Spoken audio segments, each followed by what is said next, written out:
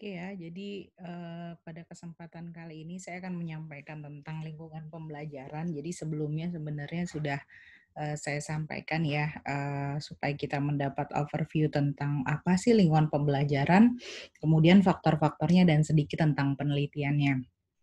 Jadi saya membahas 4 faktor penting ya, antara lain physical dan verbal learning environment ya, fisik dan, lingkungan verbal gitu ya, kemudian perilaku guru, kemudian, student engagement itu ketertarikan siswa dan sebagainya, terus, nilai dan budaya, kemudian penelitian lingkungan pembelajaran.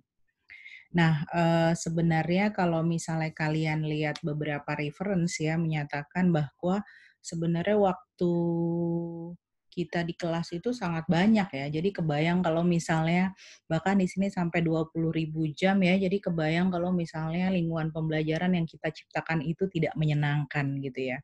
Nah, kenapa lingkungan pembelajaran itu sangat penting dengan, dalam konsep pendidikan, karena sebenarnya itu bukan hanya lingkungan fisik gitu, tapi juga psikologis yang juga, di situ pasti akan terbentuk budaya, sosial, ada karakteristiknya yang juga dipengaruhi oleh bagaimana guru berperilaku. Jadi memang, setiap guru tuh punya karakteristik, nah jadinya lingkungan pembelajaran yang diciptakan juga berbeda-beda gitu ya.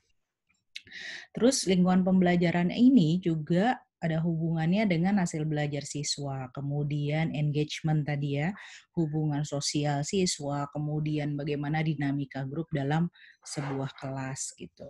Nah, kemudian kalau misalnya ditanya, lingkungan pembelajaran ini penelitiannya itu udah lama sekali ya, dikaji udah lama, hampir lebih dari 40 tahun gitu ya. Tapi kalau misalnya ditanya kapan sih mulai ada, beberapa penelitian secara khusus ya, jadi kalau isu di pendidikannya udah lama, kemudian jadi ada survei, observasi, interview, dan sebagainya itu dari tahun 90.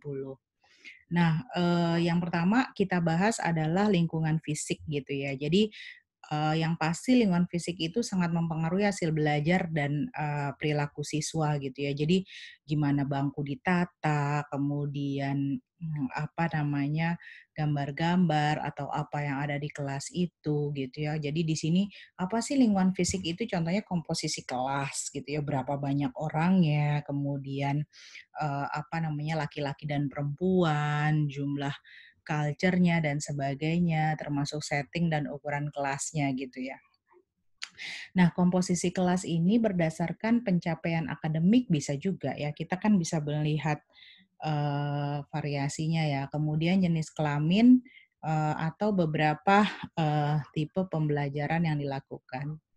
Kemudian, kalau misalnya kita lihat yang pertama mengenai komposisi kelas, maka kita bisa melihat bahwa biasanya, penelitian membuktikan itu kelas dengan komposisi cooperative learning group-nya itu memiliki apa namanya, eee, persepsi siswa yang lebih positif gitu. Karena di situ guru memberikan kesempatan ya, kayak cooperative learning itu memberikan kesempatan kepada, siswa gitu ya, terhadap support guru, dukungan antar siswa, serta pencapaian hasil belajar. Kemudian juga diketahui penelitian terhadap single sex class ya, siswa perempuan itu ternyata lebih berprestasi, apa namanya, dalam lingkungan pembelajaran dengan jenis kelamin yang sama. Namun ada juga yang bilang itu tidak ada perbedaan hasil belajarnya gitu ya. Nah, ada juga setting sama class size, biarpun sebenarnya tidak ada juga yang membuktikan ya, biarpun kita tahu katanya, positif gitu ya, tapi ada yang bilang big class size itu lebih dari 30, small class kurang dari 20, kemudian biasanya, kelas kecil, small class ini, apa, stres dan perilakunya mungkin, apa namanya, eh, akan, terasa sekali ya gitu. Misalnya karena memang dia, dalam lingkungan yang sangat kecil. Kemudian kalau yang, big size gitu ya, karena tugas administratifnya, kemudian kita juga butuh guru yang lebih banyak dan sebagainya. Jadi ada keuntungan dan, kelebihannya ya masing-masing ya. Kalau small class kan kita lebih perhatian dan sebagainya, kalau big class ya ini, kekurangannya itu tapi ya lebih apa namanya, dalam rangka infrastruktur dan sebagainya lebih murah gitu ya. Nah, jadi gimana nih hubungannya physical class? Jadi yang harus physical environment ya. Jadi yang harus kita pikirkan nih dekorasi gimana. Kalau misalnya ngajar kimia nih seperti apa nih? Posisi tempat duduk nih seperti apa nih gitu ya. Karena memang pasti akan ada perbedaan hasil belajar karena perilaku siswa tadi. Mungkin dia kalau tempat duduknya kita kaku gitu ya, dia nggak bisa kerja kelompok dan sebagainya gitu ya. Dia itu-itu saja, duduk di depan saja dan tidak kita atur atau suasana kelas mungkin gelap dan sebagainya, tidak nyaman, pasti akan mempengaruhi. Nah, jadi yang paling penting lagi pada akhirnya gitu ya, kalau misalnya kita dalam kondisi yang terbatas, bagaimana guru dapat memanage kelas secara efektif gitu, dan bagaimana guru konsisten memberikan reinforcement kepada siswa.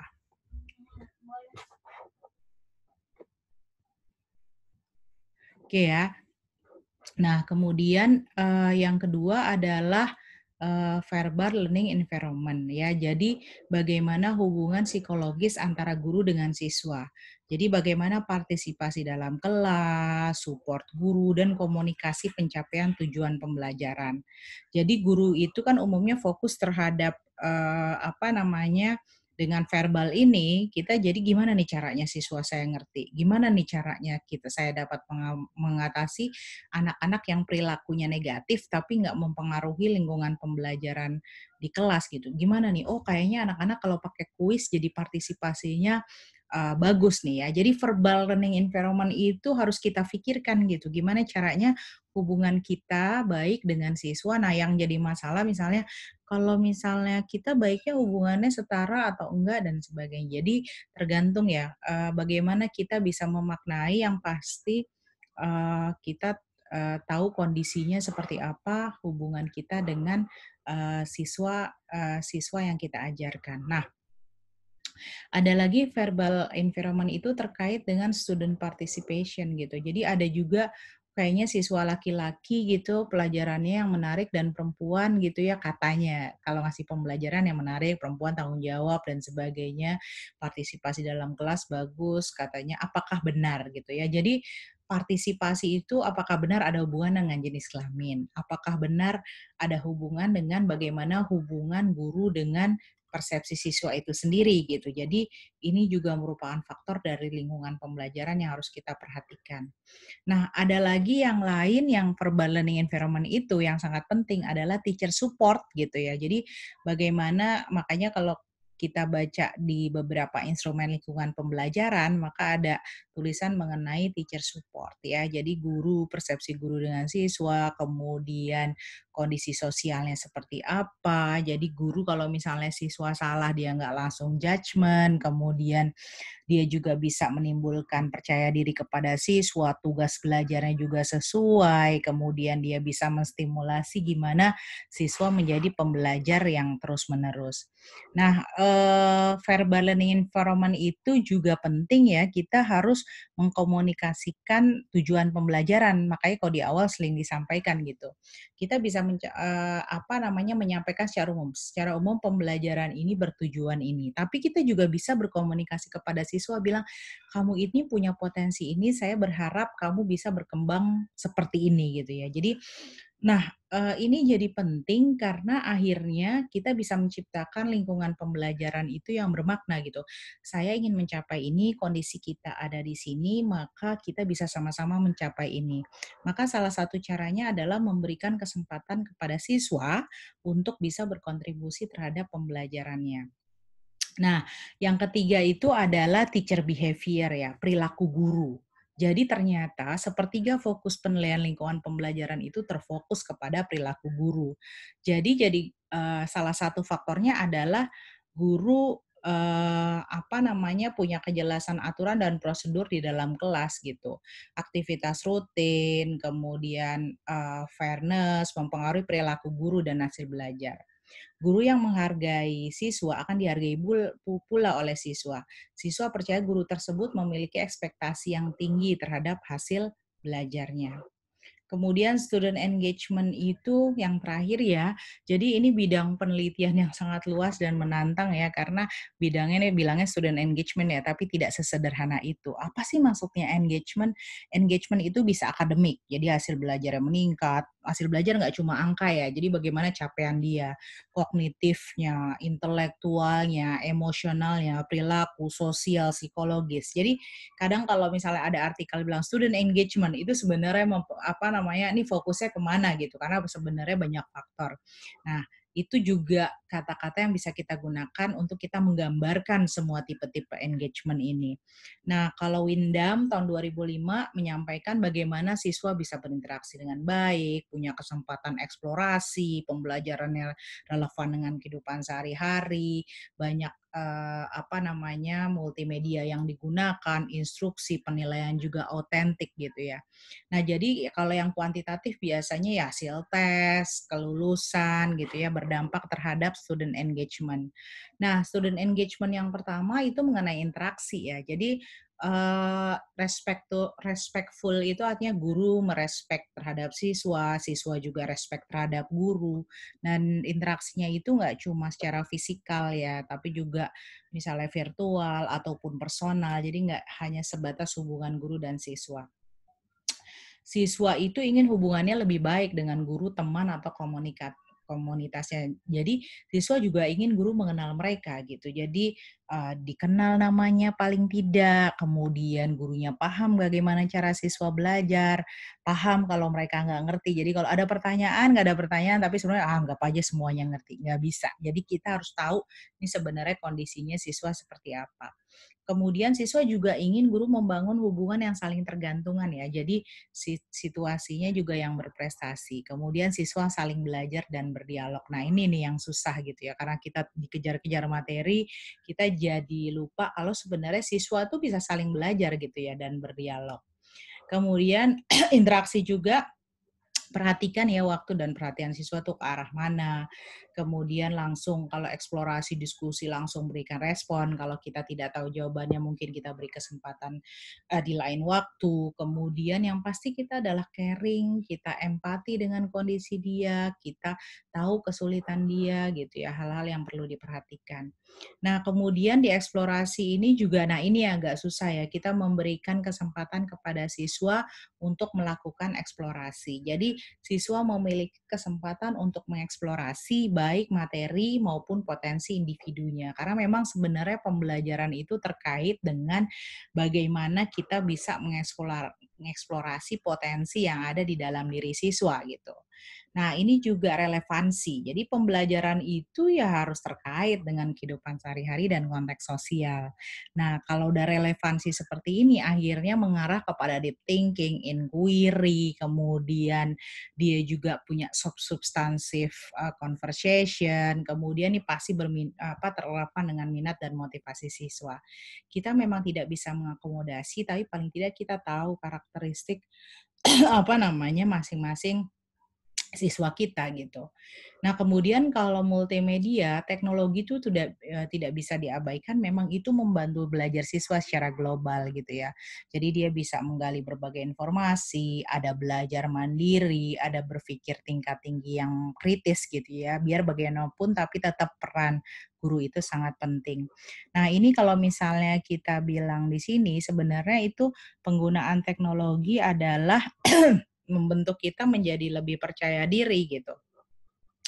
Jadi dia bisa berubah dengan pembelajaran sehari-hari, kemudian bagaimana dia punya intention buat terus belajar gitu.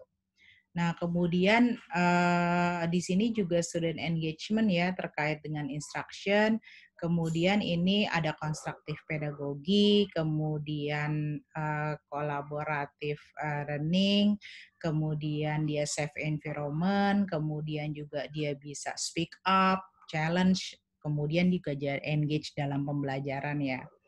Kemudian dia juga dalam lingkungan pembelajaran ini juga dia guru jadi juga memberikan kesempatan kepada siswa gitu ya. Siapa ada pertanyaan, welcome, discuss. Kalau dia pertanyaannya kesannya kurang baik juga, oh bagus kamu sudah memberikan respon dan sebagainya. Karena apa? siswa itu ingin interpersonal skill-nya itu dengan dialog kepada guru itu direspek gitu, dihargai. Kemudian feedback guru juga konstruktif. Jadi, "Oh, kamu bagus pertanyaannya," gitu. Mungkin ada yang bisa menjawab atau bagaimana gitu. Jadi, kita memberi reward ketika bayangkan seorang yang pemalu, kemudian dia mengajukan pertanyaan, buat dia itu untuk mengajukan pertanyaan aja membutuhkan effort yang sangat besar gitu. Karena pada prinsipnya adalah siswa butuh autonomi untuk terus engage gitu ya, untuk mendesain proses pembelajarannya sendiri. Nah, hal lain yang berkaitan dengan student engagement adalah kesempatan buat assessment for learning ya. Jadi ada assessment as learning, for learning, of learning gitu ya. Jadi sebenarnya feedback ya, kalau misalnya kita baca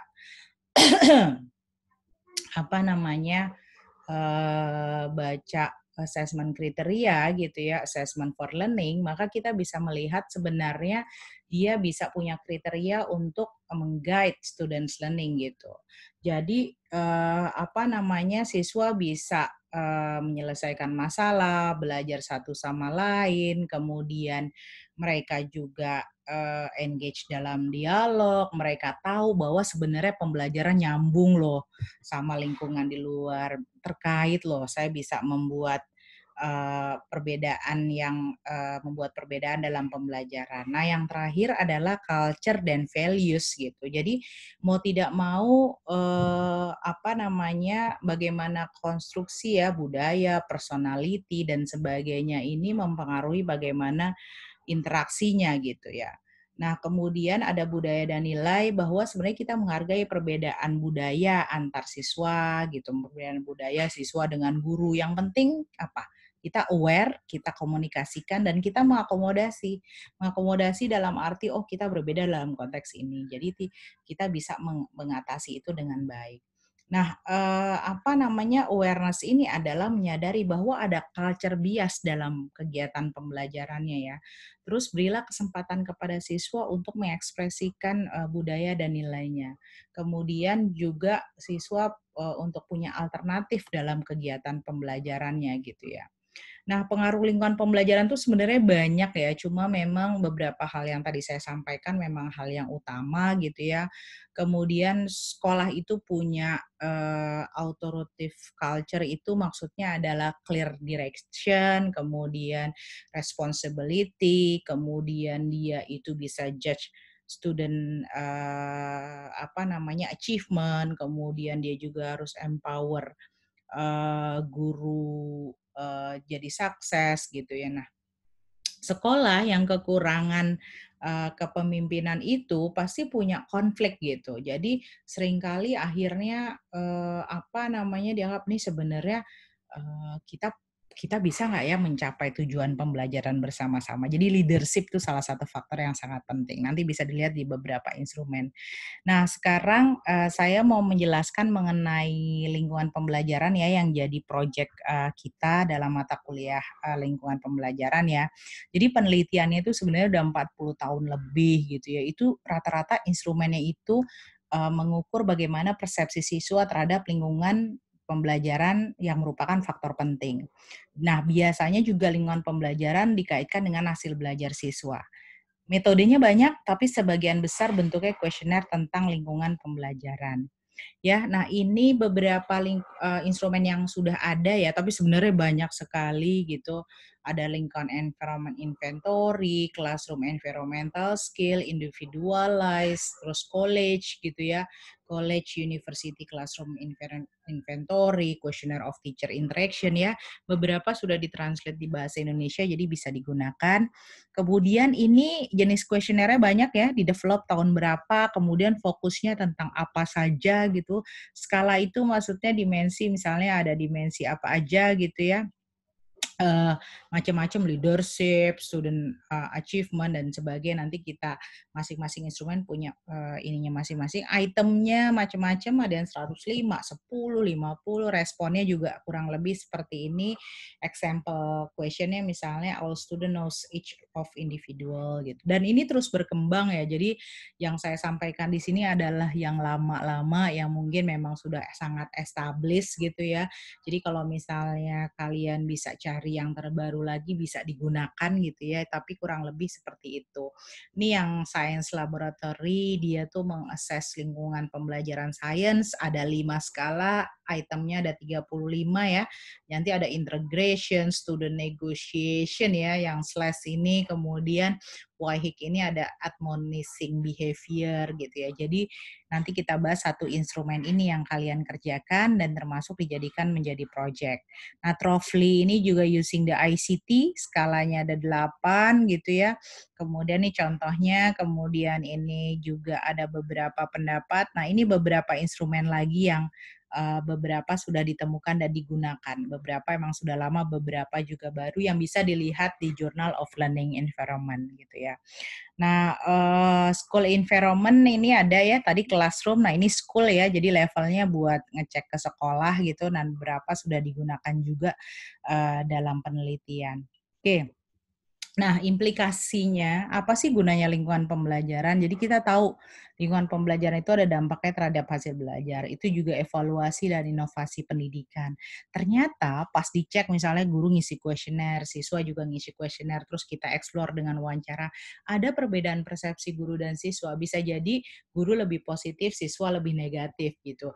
Dan ternyata ada faktor-faktor yang mempengaruhi lingkungan pembelajaran yang kita harus aware gitu. Kelihatannya verbal ya, nggak kelihatan secara fisik, tapi ternyata, sangat penting gitu. Nah, nanti kalau misalnya melakukan penelitian, kuesioner udah oke, kita bisa melakukan pendekatan kualitatif, kita tambah lagi wawancara. Nah, wawancaranya pertanyaan dari mana? Bisa diambil dari interview dari, kuesioner itu sendiri, atau misalnya kita melihat, oh nih kayaknya perlu didalami ya, jadi bisa pakai mixed method atau ya kuesioner itu hanya didalami sedikit ya, nggak sampai harus kualitatifnya banyak silahkan, tapi kalau misalnya mau didalami lagi, kita dalami mixed method silahkan.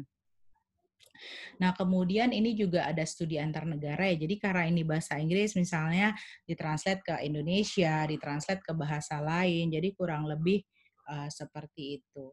Oke, jadi yang terakhir adalah kita harus memiliki, lingkungan pembelajaran tuh luas gitu ya dan bidang penelitiannya bisa diaplikasikan dalam berbagai konteks. Jadi bisa mata pelajaran kimia atau mata pelajaran lain, atau di negara yang lain. Memang ada nanti ada cross, border ya, tapi bisa insya Allah dilakukan gitu ya.